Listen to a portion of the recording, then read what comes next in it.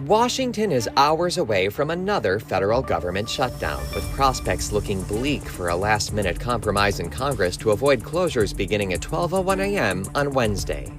A lot of government would continue during a shutdown.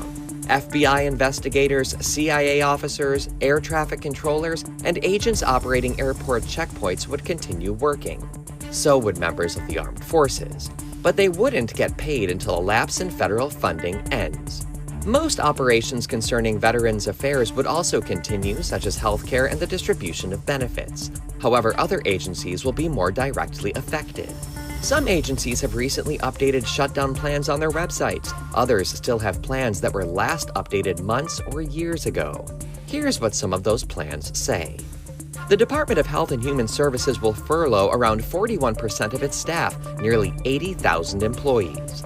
The Centers for Disease Control and Prevention will continue monitoring for disease outbreaks, but CDC communications to the public will be hampered, and the National Institutes of Health will not admit new patients to the clinical center, except for those whom it is medically necessary. The Department of Education will furlough nearly 1,500 employees, excluding federal student aid workers.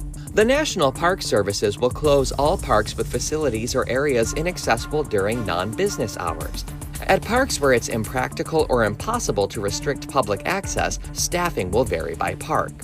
In a provocative move, the White House's Office of Management and Budget has threatened the mass firings of federal workers if a shutdown occurs. That'd be a much more aggressive step than in previous shutdowns, when furloughed federal workers returned to their jobs once Congress approved government spending.